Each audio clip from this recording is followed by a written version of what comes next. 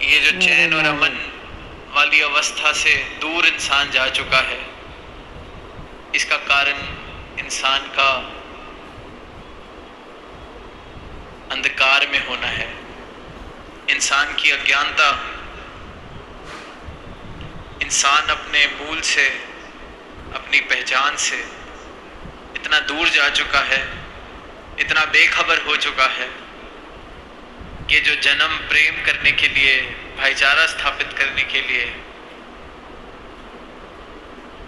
एक दूसरे के काम आने के लिए, अपनी पहचान करने के लिए मिला था, वही श्वास, वही शरीर, वही समा अंधकार में बिताया जा रहा है। ज्ञानता के आधार पर वैर नफरत फैलाने में बिताया जा रहा है।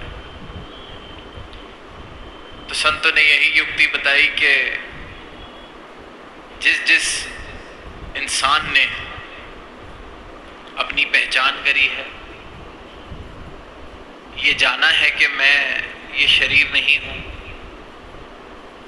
मैं अपनी ये जो संसार ने या समाज ने मुझे पहचान दे दी है, किस जाति का मैं हूँ, किस धर्म में मैं, किस कुल में मैं हूँ, किस धर्म को मानने वाला हूँ, ब्राह्मण हूँ, खत्री हूँ, नाना तरीके की पहचानें इंसान ने मुझे दे दी हैं, समाज ने मुझे दे दी हैं।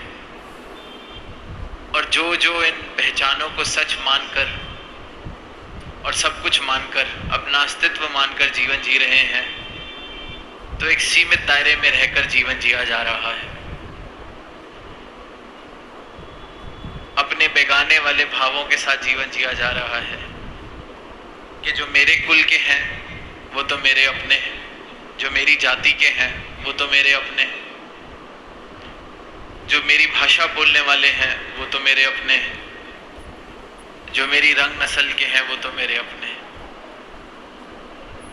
और जहां कोई मुझसे भिन्न है वो फिर मेरा नहीं, वो फिर बेगाना हो गया।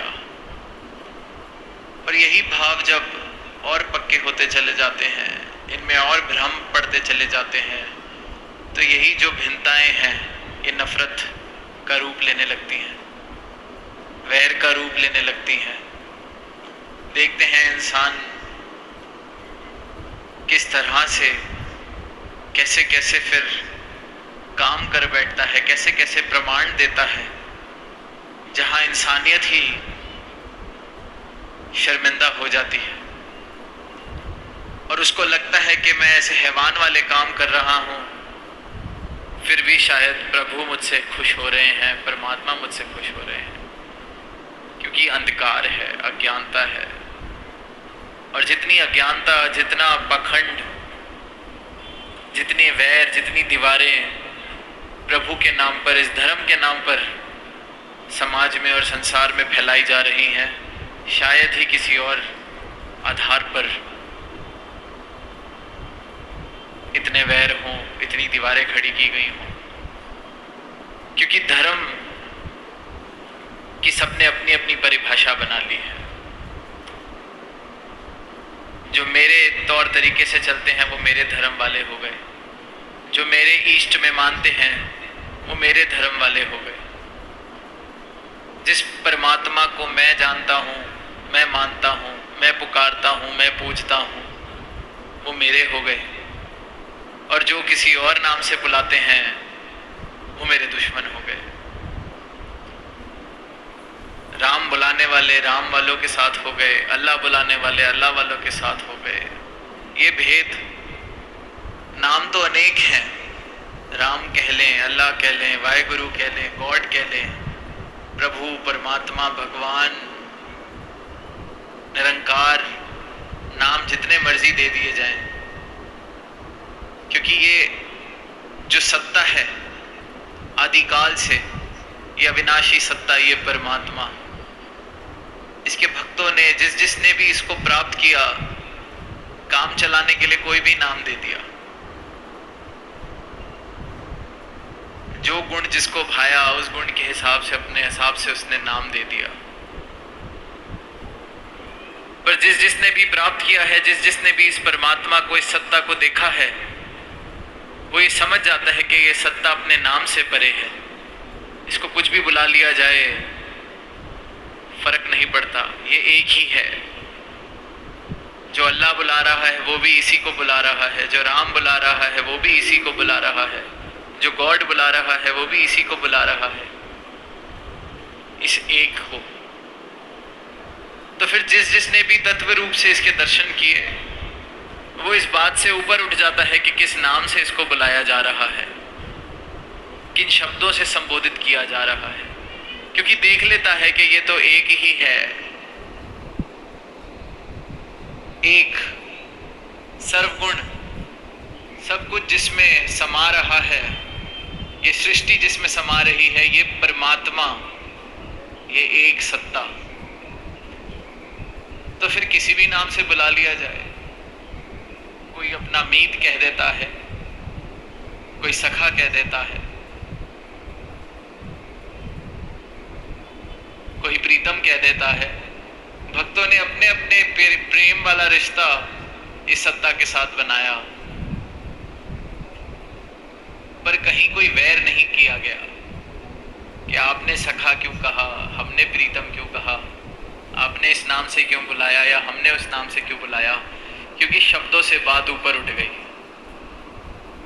कहने सुनने से बात ऊपर उठ गई।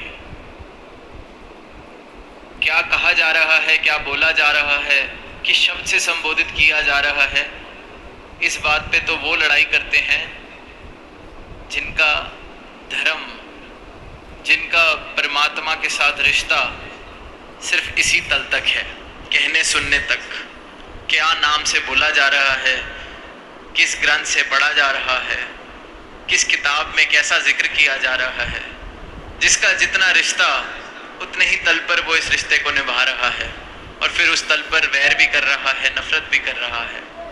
पर जिस जिसने भी कहने सुनने से ऊपर उठकर दर्शन करे हैं, प्राप्ति करी है, इस एक को देखा है, इसकी सर्वव्यापकता को देखा है, इसके पसारे को देखा है कि जहाँ देखता हूँ वहीं ये है, जिसमें देखता हूँ उसमें यही है। हर घट में जिसको कल तक मैं खुद से ऊंचा या नीचा मानता था, उसमें भी यही बस रहा है। तो फर्क कहाँ रहा? ये भक्त की नजर होती है, ये एक ब्रह्म ज्ञानी की नजर होती है। फिर वो ब्रह्म ज्ञानी संत जिसने इस परमात्मा के दर्शन कर लिए, वो इन शब्दों की लड़ाइयों से, चिन्हों की लड़ाइयों से ऊपर उठ जाता है। किस बात से, किस नाम से संबोधित किया जा रहा है,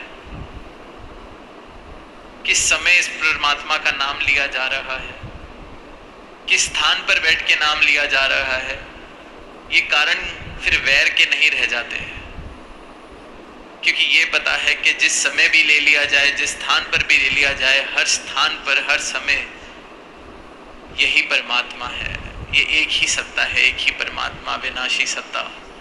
और भक्तों ने इसको प्राप्त किया है, इसके दर्शन किए हैं, फिर इसकी भक्ति करी है। और भक्ति फिर सिर्फ और सिर्फ प्रेम, ये नहीं कि बस नाम ले लिए, दिन के चंद मिनट परमात्मा का नाम लिया, कोई भजन गाए और सोचा कि भक्ति पूरी हो गई। हर क्षण में, हर पल में इस परमात्मा का एहसास बने रहना, ये भक्त का जीवन बन जाता है। और इस परमात्मा के साथ रिश्ता सिर्फ और सिर्फ प्रेम का, सिर्फ और सिर्फ प्रेम का। और उस प्रेम से जो भक्त के जीवन में आनंद आता है, फिर वो जीवन महक उठता है, आनंदित हो जाता है। और फिर यही युक्ति युगों युगों से हर एक भक्त ने जिस भी युग में, जिस भी समय में, जिस भी स्थान पर जिसने भी इस परमात्मा को प्राप्त किया है, आज जिक्र किया गया मीराबाई का, भक्त कबीर दास जी का, या किसी भी संत की हम वाणी सुनते हैं, सबने यही भाव कि हमने पाया है, आप भी पा लीजिए। वस्तु जहाँ है उसको वहीं ढूंढा जाए, वो भाव ना हो कि वस्तु कहीं ढूंढत कहीं। वो कहानी सुनते हैं कि एक बुजुर्ग सड़क पर कुछ ढूंढ रही होती है, बहुत जद्दोजहद कर रही होती है, तो उसकी मदद करने दो इंसान आ जाते हैं कि शायद इस बुजुर्ग अवस्था में इनको हमारी मदद चाहिए। पूछते हैं क्या ढूंढ रहे हो? तो वो कहती हैं मेरी एक सुई गुम गई है। तो वो साथ में ढूंढवाने लग जाते हैं। अब बहुत देर हो जाती है, सुई का कोई नामो निशान नहीं। तो वो दो इंसान जो मदद करने की नीयत से आए थे वो पूछ बैठते हैं कि आपकी सुई गिरी कहाँ थी, गुमी कहाँ थी? तो वो कहती है सुई तो मेरी कुटिया के अंदर गुमी थी। तो वो पूछते हैं कि यहाँ सड़क पर क्यों ढूंढ रहे हो? कहती क्योंकि कुटिया में रोशनी नहीं, सड़क पर लाइट है। ये जो सड़क पर स्ट्रीट लाइट लगी है, तो मैंने कहा यहीं ढूंढ लेते हैं। गिरी तो कुटिया में थी पर वहां रोशनी नहीं है ढूंढने के लिए। इंसान भी यही कर रहा है,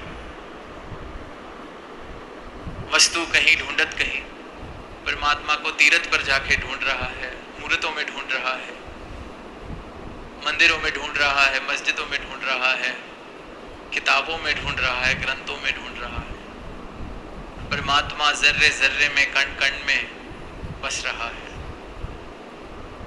हर जगह जहां मैं देख रहा हूं वहां परमात्मा का बसारा है। जिससे मैं मिल रहा हूं उसमें परमात्मा वास कर रहा है।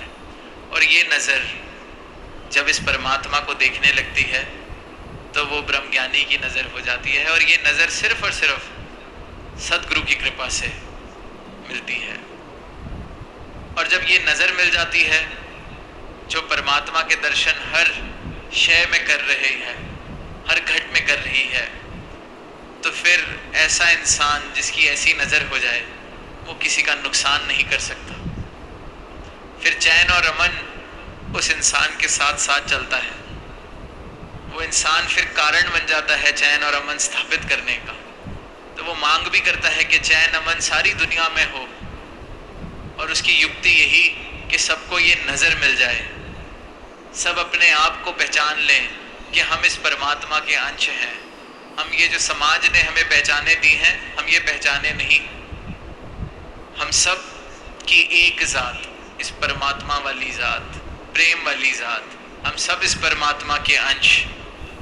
तो फिर कैसे कोई किसी का नुकसान करे? फिर चाहे कोई किसी भी रूप में अपना जीवन जी रहा हो, कोई टीचर हो, कोई बिजनेसमैन हो, कोई समाज की सेवा कर रहा हो,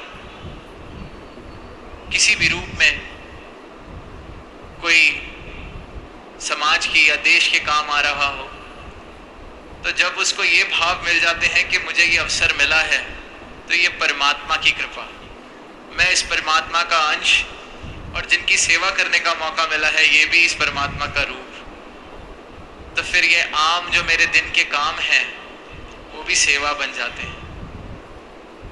फिर चाहे कोई बहुत बड़ा नेता हो, बहुत बड़ा अध्यापक हो, बहुत बड़ा इंडस्ट्रियलिस्ट हो, बहुत बड़ा समाज सेवा करने वाला हो, फिर उसके जो कार्य हैं, उसकी जो क्रियाएं हैं, अगर जी उसमें परमात्मा शामिल हो जाए तो वो सेवा का भाव ले लेती है। फिर ऐसा इंसान किसी का नुकसान नहीं कर सकता। अपनी लकीर बड़ी करने के लिए किसी और की लकीर छोटी नहीं कर सकता, क्योंकि उसको पता है कि ये तो जीवन मिला है तो ये संसार के काम साथ साथ करने हैं। पर जो मूल था, जो सबसे सर्वोत्तम करने वाला काम था, जिसके लिए ये जन्म मिला था, वो मैं कर चुका हूँ। इस परमात्मा की प्राप्ति मैं कर चुका हूँ, इसके दर्शन मैं कर चुका हूँ। और जिसने भी इस परमात्मा के दर्शन करे हैं, फिर वो सही मायनों में भक्ति कर सकता है, सही मायनों में इस जीवन का मूल डाल सकता है, सही मायनों में इस इंसानी जन्म का, इस मानस जन्म का लाभ ले सकता है।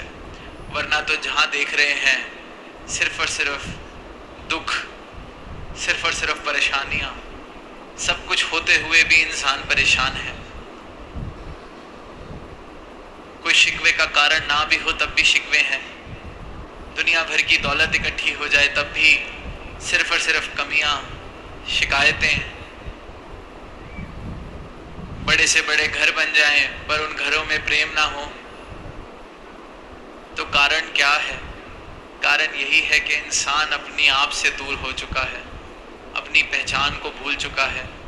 और ज़रूरत है तो सिर्फ और सिर्फ खुद को जानने की। और खुद को जाना कैसे जा सकता है? जब इस परमात्मा को जान लिया जाए तो ये बोध हो जाता है कि ये परमात्मा जिसके मैं दर्शन कर रहा हूँ, जिसमें सब कुछ समाया है, मैं भी इसी का अंश हूँ। मेरी भी ये पहचान है। मैं शरीर नहीं, मैं अपनी उपलब्धियाँ नहीं, मैं जो समाज मुझे बता रहा है मैं वो नहीं, मैं भी इस अनादि सर्वव्यापक सत्ता का अंश। जैसे फिर वो बूंद सागर में मिलके सागर हो जाती है, वैसे ही ब्रह्म ज्ञानी को जब ये बोध हो जाता है, ज्ञान मिल जाता है, तो वो भी फिर खुद को अलग नहीं मानता, शरीर नहीं मानता। वो भी जान जाता है कि मैं इस परमात्मा का ही अंश, तो मैं भी सही मायनों में देखा जाए तो परमात्मा ही हूँ। तो फिर जीवन भी मेरा ऐसा हो जिसका अंश मैं हूँ। जीवन हो तो परोपकारी हो, जीवन हो तो किसी के काम आने वाला हो, जीवन हो तो सही मायनों में इस मानवता के लिए वरदान वाला हो। ऐसा जीवन सबके हिस्से आए, ऐसे कर्म, ऐसे प्रमाण हम दे सकें कि इंसानियत शर्मिंदा ना हो, बल्कि कह सके कि इंसानियत जिंदा है तो इन भावों के करके ही है, इन मानवीय गुणों के करके ही है। और तभी फिर वो पंक्तियाँ आती हैं कि संत ना होते अगर जगत में तो जल मरता संसार। तो इस जलते मरते संसार को बचाने के लिए संतों ने हमेशा परमात्मा का आधार लिया है। और यही प्रेरणा सारी मानवता को दी है कि अपनी पहचान कर सकें, सही मायनों में भक्ति कर सकें, इस एक सत्ता को देख सकें और इसके आधार पर, अज्ञानता के आधार पर जो दीवारें खड़ी हैं, जो वैर नफरत के भाव हैं, उनका विनाश हो, ताकि सिर्फ और सिर्फ प्रेम स्थापित हो सके, भाईचारा स्थापित हो सके, इंसान इंसान के काम आ सके, इंसान वाकई ही इंसानियत वाला जीवन जी सके। प्रेम से कहना।